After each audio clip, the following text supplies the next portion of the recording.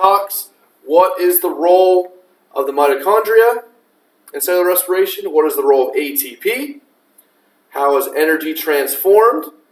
Kind of similar questions to photosynthesis. And then how are the processes of photosynthesis and respiration different?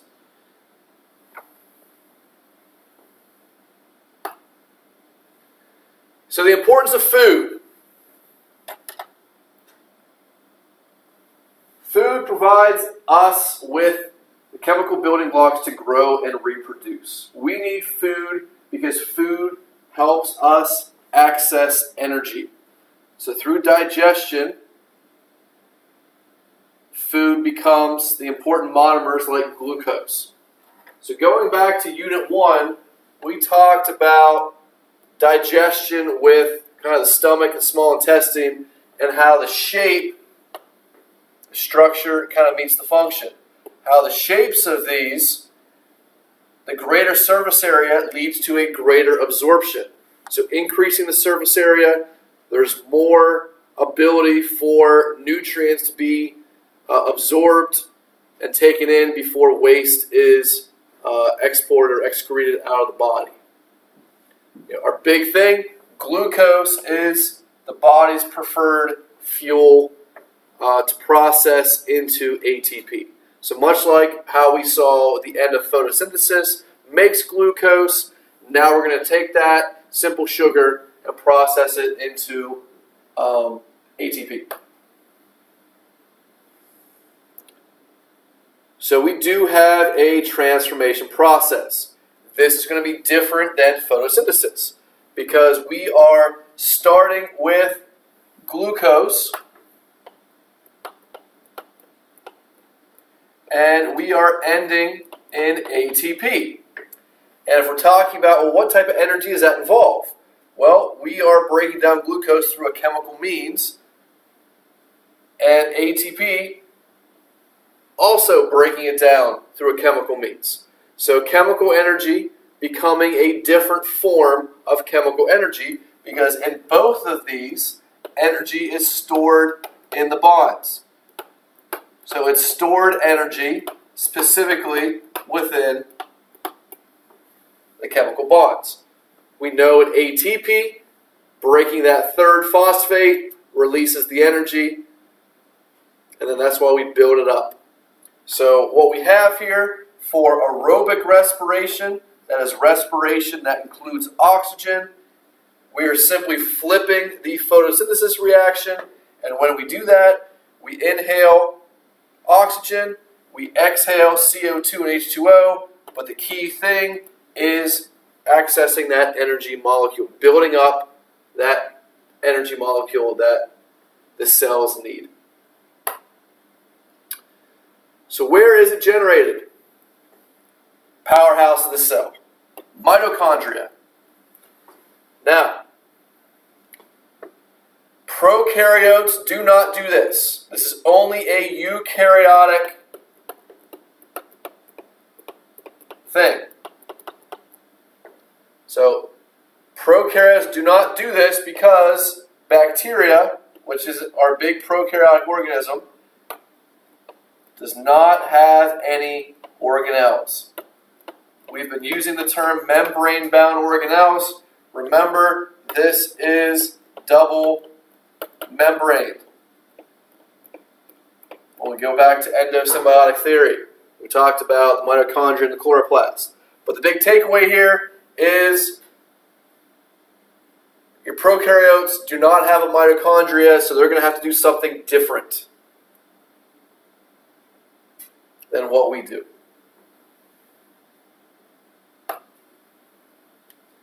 So looking at our mitochondria, they have similar folds, kind of what we saw with those microvilli within the small intestine as well as the stomach for absorption. Those folds lead to a greater surface area, which leads to more space for the reaction to occur. So we have our two membranes in the mitochondria, the inner and outer membrane.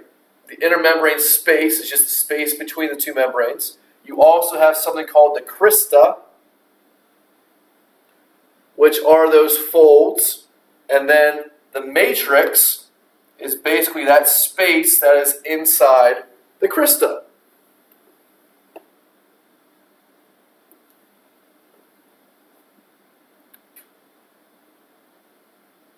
So the inner membrane space, the matrix.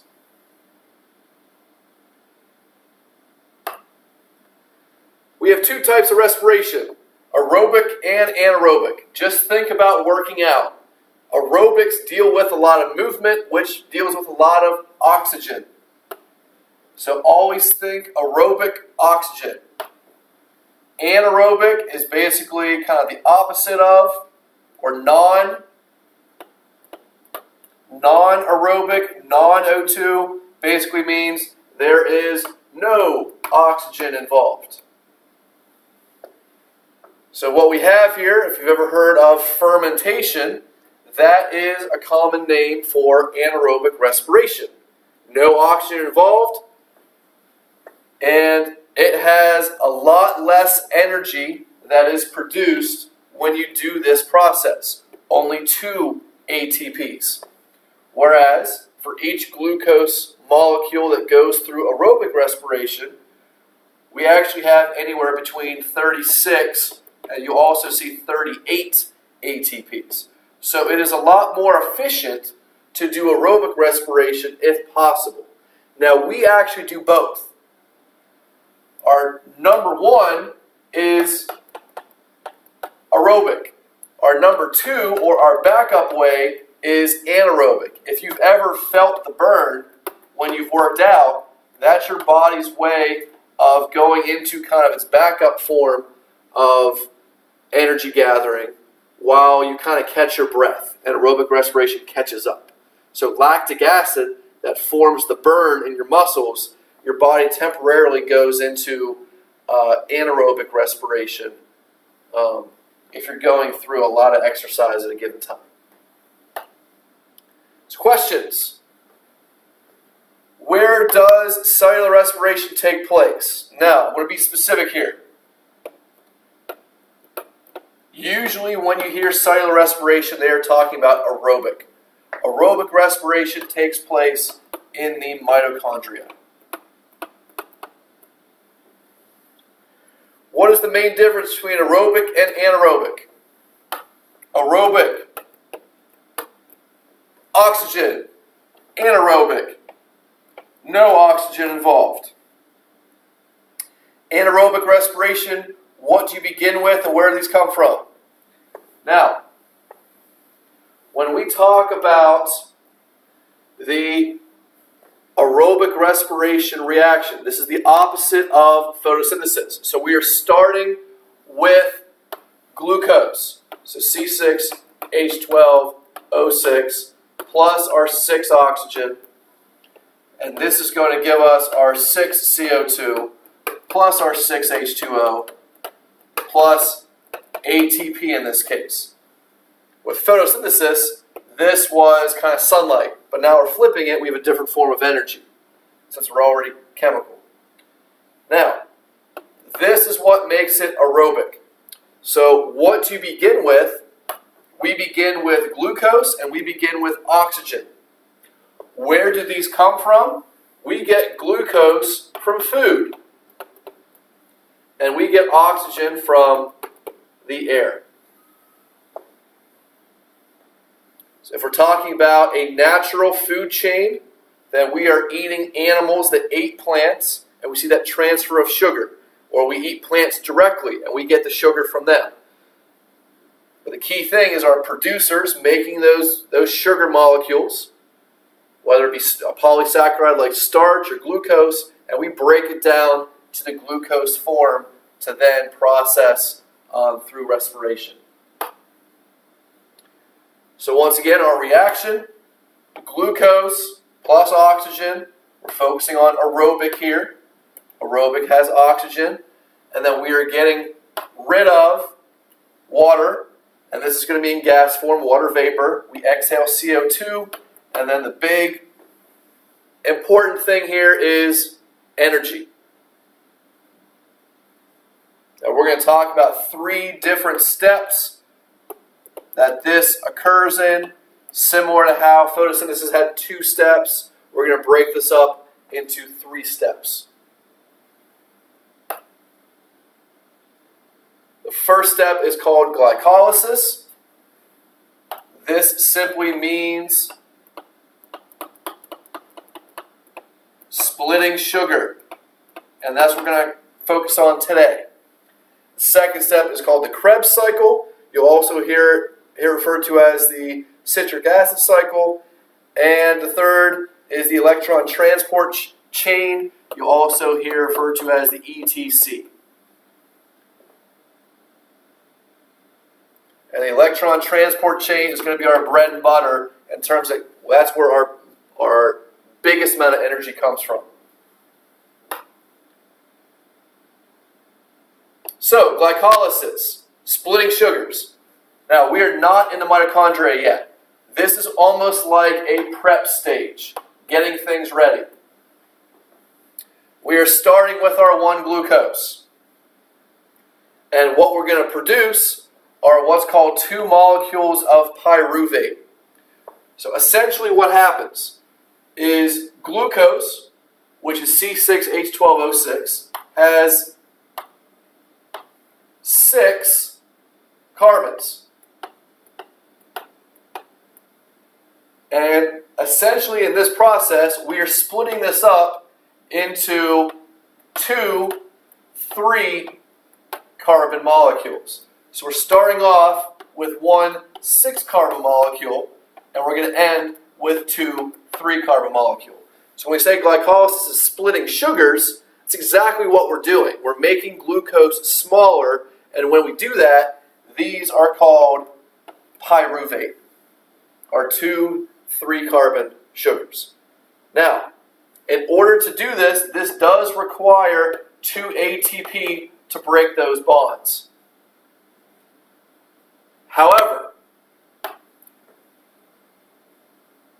whenever this occurs, this is also producing 4 ATP. So we would say that overall, there is going to be a net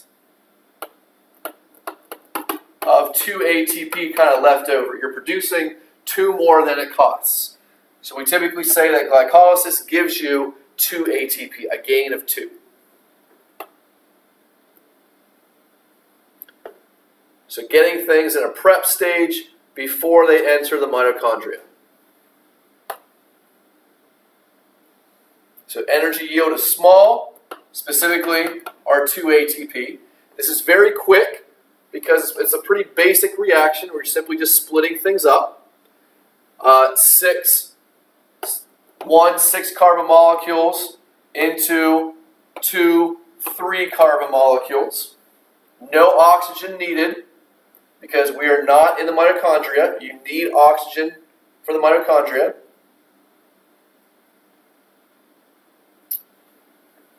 We are producing ATP. This NADH is going to be an energy carrier, much like we saw NADPH in photosynthesis. Kind of the respiration equivalent to that is NADH. And then it's going to have some limitations. This is the lower energy carrier for NADH. This will build up to form that. If all of it becomes NADH, glycolysis stops. So it's not necessarily a cycle that we see here. It's just when all of it has changed over, glycolysis is over. Remember, photosynthesis had NADP plus, and that became NADPH. Respiration has NAD, and that becomes NADH. The biggest difference here that I like to tell students is that P, think of photosynthesis. So try not to get them confused with the wrong reaction. Okay, in summary, where does this take place? Glycolysis, we are in the cytoplasm. How much energy is yielded? Well, it costs 2 ATP.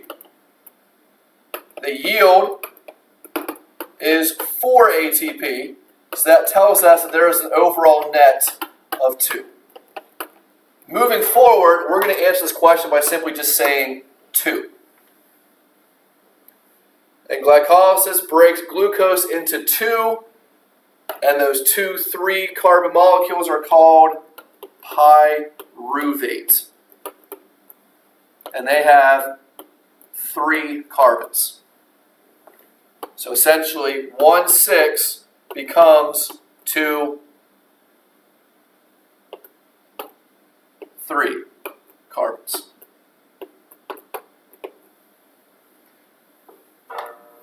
Now, real quick, aerobic and anaerobic. This deals with oxygen. This deals with no oxygen. However, both of them have glycolysis. So both of them start off with glycolysis. And that gives 2 ATP. Now, from there, if there is oxygen, we are in aerobic respiration, and then it'll go through the Krebs cycle and the ETC. So the first step being glycolysis, second step, third step. And then what we're going to find is that gives 2, that gives 34. So overall, that'll give 38 ATP. The difference on the other side is that aerobic or anaerobic, there is no oxygen. So this basically stays in the cytoplasm. So it stays in the cytoplasm. So we have one of 2 things that happen. You have either lactic acid fermentation, or you have alcoholic fermentation. And we'll talk about common foods that are made through that. But in the end, from an energy standpoint, the only thing that anaerobic fermentation gives you is that 2 ATP. Whereas when you have oxygen, now we're in the mitochondria, and now we're making a heck of a lot more with 38 ATP versus the overall 2 from glycolysis. Final thing for today, much like photosynthesis, we do have these energy carriers.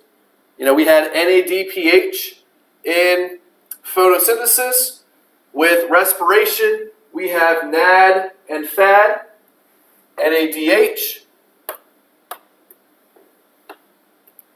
and FADH2. So this is going to have a similar role as NADPH in photosynthesis,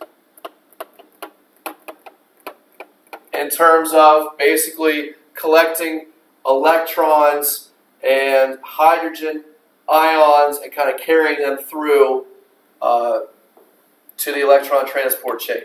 So carrying electrons, because electron movement causes an electrical current which can be harnessed to make ATP. Okay, that is it for the first part of cellular respiration. If you have any questions, please let me know. Thanks for watching.